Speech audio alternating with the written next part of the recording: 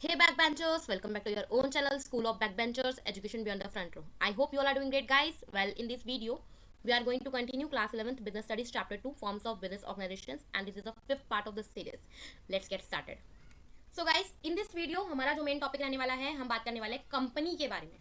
ठीक है, तो कंपनी क्या होती है? A company is a group of people who join for a business with a separate legal identity, perpetual life and limited liability. तो कुछ ग्रुप ऑफ पीपल होते हैं, एक दूसरे को ज्वाइन करते हैं एक बिजनेस करने के लिए. वो बिजनेस कैसा है? जिसकी एक सेपरेट लीगल आइडेंटिटी है उसके मेंबर से, उसकी एक परपेचुअल लाइफ है, उसकी लिमिटेड लाइबिलिटीज है. ठीक है, तो फीचर्स देखते हैं क्या क्या होती है कंपनी की फीचर. सबसे पहले तो आपको इसे रजिस्टर कराना बहुत जरूरी है. आपका बिजनेस अगर आप रजिस्टर करवा लेते हो तो वो क्या हो जाती है? कंपनी. तो must be registered under companies act. Then उसकी क्या है? Separate legal identity.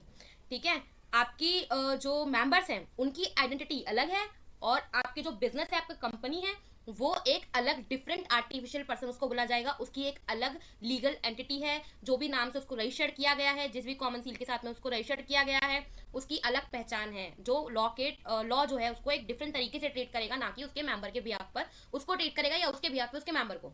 ठीक है, तो law treats it as a separate person.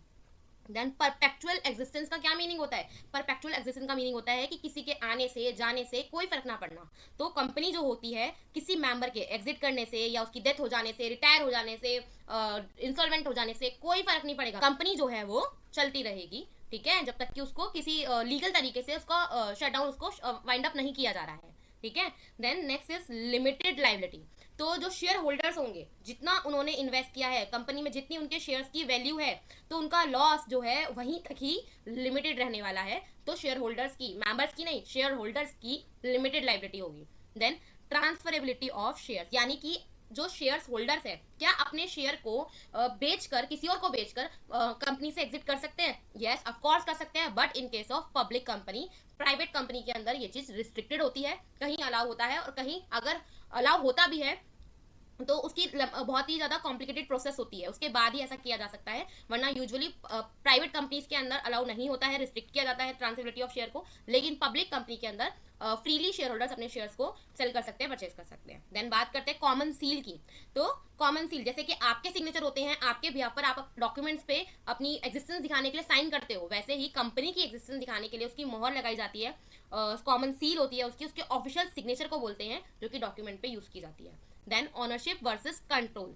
तो यहाँ पे अगर शेयर होल्डर इतने सारे हैं, मतलब 100 के अंदर शेयर होल्डर्स हैं, तो सबके सबको मैनेज करना बहुत मुश्किल हो जाता है, और शेयर होल्डर आ भी सकते हैं, जा भी सकते हैं, तो दिक्कत हो जाएगी. तो वो क्या करते हैं? प्रोफेशनल मैनेजमेंट्स को, डायरेक्टर्स को हायर करते हैं, रिक्रूट करते हैं और इलेक्ट करते हैं, और वो डायरेक्टर की जो कमेटी होती है मैनेजमेंट को, काम वही करती है, मैनेजमेंट को वही देखती है. Clear? So let's talk about merits and demerits of a company. तो सबसे पहले लिमिटेड रिस्क फायदा है इस बार.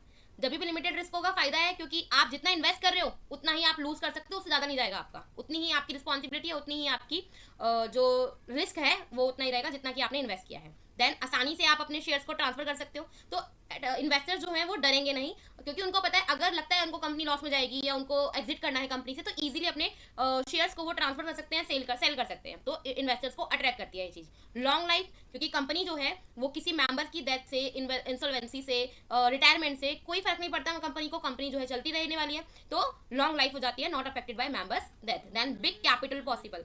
इन्वेस्टर्स जो हैं बहुत सारे हो सकते हैं, हंड्रेड्स में हो सकते हैं, थाउजेंड्स में हो सकते हैं, तो उतनी ही मनी कलेक्ट की जा सकती है. तो एक बड़ी कैपिटल बनाना पॉसिबल है इन अ करोड्स, है ना.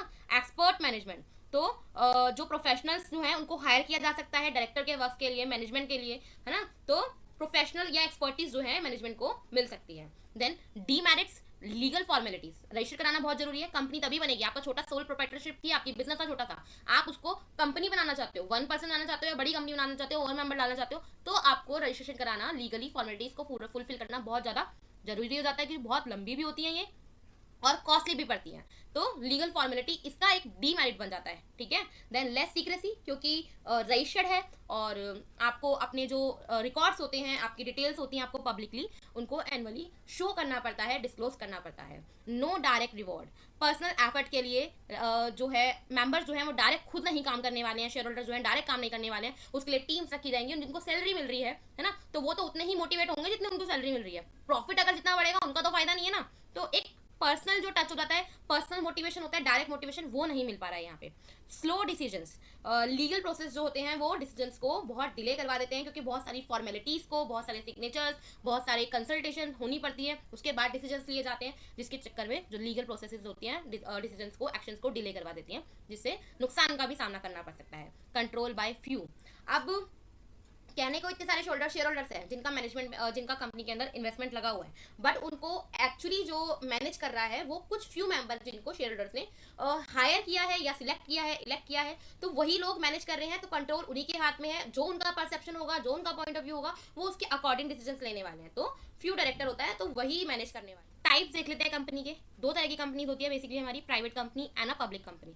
दोनों का जो सेक्शन है रजिस्ट्रेशन का वो अलग है, as per section 2 subsection 68 of companies act 2013 and public company का हो जाता है section 2 subsection 71 of companies act 2013। Features देख लेते हैं प्राइवेट कंपनी की। इसमें मिनिमम 2 और मैक्सिमम 200 मेंबर्स हो सकते हैं। इसमें एटलीस्ट 2 डायरेक्टर्स का होना जरूरी है। कंपनी के नाम के एंड में हमें प्राइवेट लिमिटेड लगाना पड़ता है। और प्राइवेट कंपनी जो होती है पब्लिक से bye issuing share fund raise नहीं कर सकती है, मनी रेस नहीं कर सकती है। शेयर ट्रांसफर पे रिस्ट्रिक्शंस होती हैं बहुत सारी। हो सकता है अलाउ हो सकता है अलाउ ना हो, और अलाउ हो तो उसमें बहुत सारी कॉम्प्लिकेटेड प्रोसीजर्स हो सकती हैं। Paid up capital minimum 1 lakh होनी चाहिए, तब जाके आपकी प्राइवेट कंपनी फॉर्म हो सकती है। इसके एग्जांपल्स हमारे पास Infosys technologies private limited, Parle products private limited हो जाते हैं। देन बात करते हैं पब्लिक कंपनी की, तो यहाँ पे मिनिमम 7 मेंबर्स और मैक्सिमम की कोई लिमिट नहीं है, इट इज लिमिटलेस। इसमें एटलीस्ट 3 डायरेक्टर्स का होना जरूरी है, और कंपनी के नेम के एंड में लिमिटेड लगाना पड़ता है, ठीक है। और पब्लिक से शेयर इशू किए जा सकते हैं। मोस्टली कंपनीज जो प्राइवेट होती हैं वो पब्लिक तभी जाती हैं, पब्लिक तभी बनती हैं तब उनको पब्लिक से शेयर इशू करने, शेयर रेस करने होते हैं, फंड रेस करना होता है। तो ऐसे केस में वो प्राइवेट से पब्लिक जाती है, ठीक है। शेयर जो है यहाँ पे इजीली ट्रांसफरेबल हो सकते हैं, और मिनिमम कैपिटल जो है पेड अप कैपिटल वो 5 लाख एटलीस्ट होनी चाहिए पब्लिक कंपनी फॉर्म करने के लिए। देन टाटा मोटर्स लिमिटेड इसका एग्जांपल है हमारे पास, और रिलायंस इंडस्ट्रीज लिमिटेड इसका एग्जांपल हो जाता है। आई होप आपको क्लियर है। गाइस फटाफट से पब्लिक कंपनी और प्राइवेट कंपनी के बीच में एक कंपैरिजन देख लेते हैं। बात करते हैं नेम की। अभी पढ़ा हमने लास्ट के अंदर, प्राइवेट कंपनी है तो पीवीटी लिमिटेड लगाना जरूरी है, वहीं अगर पब्लिक कंपनी है तो लिमिटेड लगाना पड़ता है। मेंबर्स इसमें एटलीस्ट 2 और मैक्सिमम 200 मेंबर्स हो सकते हैं, और पब्लिक की बात करें तो मिनिमम 7 और मैक्सिमम अनलिमिटेड मेंबर्स हो सकते हैं। डायरेक्टर की बात करें, प्राइवेट कंपनी में एटलीस्ट 2 डायरेक्टर्स को हायर करना इंपॉर्टेंट है, जबकि पब्लिक कंपनी के अंदर एटलीस्ट 3 होने चाहिए। पब्लिक शेयर इशू, पब्लिक से जो शेयर इशू करके फंड रेस किया जा सकता है, प्राइवेट कंपनी में अलाउड नहीं है। अगर आपको करना है प्राइवेट कंपनी में तो आपको पहले पब्लिक जाना पड़ेगा, तो यानी कि पब्लिक कंपनी में अलाउ होता है पब्लिक से शेयर इशू करना। शेयर ट्रांसफर करना आसान नहीं होता, रिस्ट्रिक्टेड है, यहाँ पर इतना फ्री नहीं है जितना कि पब्लिक कंपनी में इजीली फ्रीली ट्रांसफर किए जा सकते हैं, शेयर्स को सेल किया जा सकता है, परचेज किया जा सकता है। इसमें एटलीस्ट मिनिमम कैपिटल जो होनी चाहिए, पेड अप कैपिटल 1 लाख की होनी चाहिए, और पब्लिक में होनी चाहिए 5 लाख की। और बिजनेस जो है उसमें 4 प्रोसेस होते हैं किसी भी बिजनेस के कंपनी को स्टार्ट करने के लिए। तो पहला 2 जो होते हैं हमारे प्रमोशन एंड आफ्टर इनकॉर्पोरेशन, तो दूसरे स्टेप के बाद ही आप प्राइवेट कंपनी को स्टार्ट कर सकते हो, लेकिन in case of public company आपको चारों स्टेप्स को फॉलो करने पड़ेंगे, उसके बाद ही आपकी पब्लिक कंपनी जो होती है वो कमेंस हो सकती है। आई होप आपको दोनों के अंदर जो डिफरेंस है वो क्लियर हो गया होगा। सो गाइस, प्राइवेट कंपनी और पब्लिक कंपनी के अलावा भी एक टाइप की कंपनी है हमारे पास, उसका कॉन्सेप्ट देख लेते हैं होती क्या है। ये है 1 पर्सन कंपनी। मान लो आपका एक छोटा सा बिजनेस था बेकरी का, ठीक है। अब आप क्या करना चाहते हो, आपकी कुछ फीचर्स ऐसी थी सोल प्रोप्राइटरशिप की उस बिजनेस की, क्योंकि वो रजिस्टर्ड नहीं था। सबसे पहली बात तो अनलिमिटेड लाइबिलिटी थी आपकी, है ना, उसकी आपकी लीगल आइडेंटिटी नहीं थी सेपरेट, आपकी जो आइडेंटिटी थी वही बिजनेस की आइडेंटिटी थी। तो प्रॉब्लम क्या थी, ये सब चीजें जो थी आपको काफी सारी चीजों के अंदर रिस्ट्रिक्ट करती है एक्सपेंड करने से, ग्रो करने से। तो अब क्या करते हो आप, सोल प्रोप्राइटरशिप से आप अपनी कंपनी को जब वो रजिस्टर करवा लेते हो तो वो कंपनी आपकी बन जाती है 1 पर्सन कंपनी। तो a company form with only 1 person as a member, और ये एक प्राइवेट कंपनी की तरह ही ट्रीट की जाती है। और वाई ओपीसी इज फॉर्म्ड, क्योंकि ये सबसे पहले तो सोल ट्रेडर को एक लीगल रिकॉग्निशन दे देती है, जो कि सोल प्रोप्राइटरशिप नहीं दे पाता, लीगल रिकॉग्निशन नहीं दे पाता। आपको अपने अनऑर्गेनाइज सेक्टर को हेल्प करती है ऑर्गेनाइज करने के अंदर, और लिमिटेड लाइबिलिटी और सेपरेट आइडेंटिटी जैसे फीचर्स के आप इंजॉय कर सकते हो ये सब चीज़ों को। ठीक है, फॉर एग्जांपल एक फ्रीलांसर डिजाइनर था जो ओपन करता है अपना खुद का क्रिएटिव ओपीसी पीवीटी लिमिटेड। तो अब इससे हमें पता चल जाता है कि कंपनी के नाम के बाद क्या लगाना पड़ता है, 1% कंपनी में ओपीसी प्राइवेट पीवीटी लिमिटेड लगाना पड़ता है। ठीक है, आई होप आपको 1% कंपनी क्लियर है।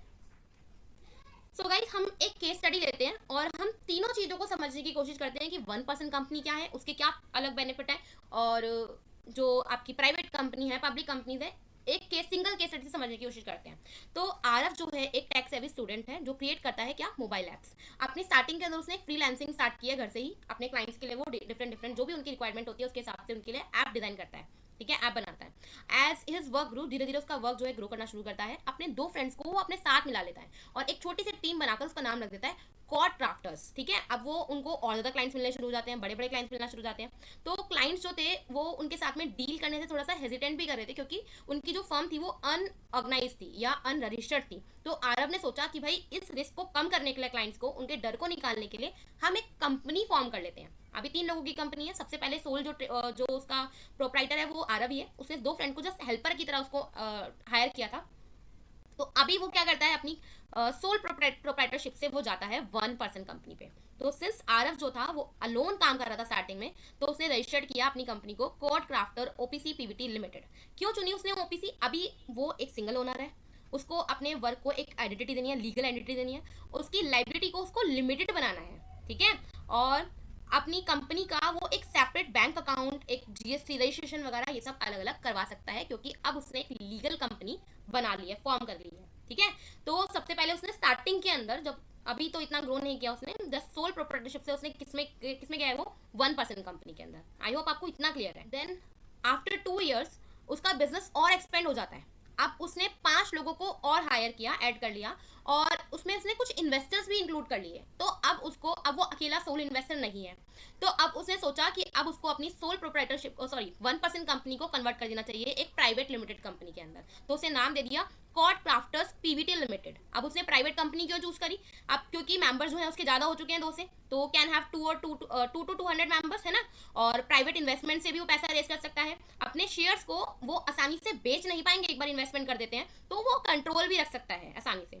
तो और उसको अपने, अभी क्योंकि प्राइवेट कंपनी है तो उसको अपनी जो रिकॉर्ड्स हैं, अपने फाइनेंशियल एसेट्स वगैरह सब चीज़ें जो है सीक्रेट्स, उसको पब्लिकली डिस्क्लोज करने की जरूरत अभी उसको नहीं लग रही है, तो उसको नहीं करनी पड़ेगी, क्योंकि उसकी कंपनी जो है अभी प्राइवेट है। जैसे कि जोमेटो जो था वो स्टार्टिंग के अंदर प्राइवेट लिमिटेड ही था पब्लिक जाने से पहले। देन फिर तीसरे नंबर पे बाद में कॉड क्राफ्टर जो है और ज़्यादा बड़ा बिग ब्रांड बन जाता है। आरफ जो है अब ज़्यादा फंड रेस करना चाहता है, पब्लिक से भी करना चाहता है, और ग्लोबल लेवल पर पहुंचना चाहता है। तो अब उसने डिसाइड किया कि भाई अब टाइम आ गया है कि प्राइवेट कंपनी से मैं चला जाता हूँ पब्लिक कंपनी में। तो अब उसने नाम क्या दिया, कॉड क्राफ्टर्स लिमिटेड। वाई? अब पब्लिक कंपनी उसके पास ऑप्शन बचा है, पर उसके फायदे क्या होंगे? आसानी से वो पब्लिक से शेयर इशू करवाकर फंड रेज कर सकता है।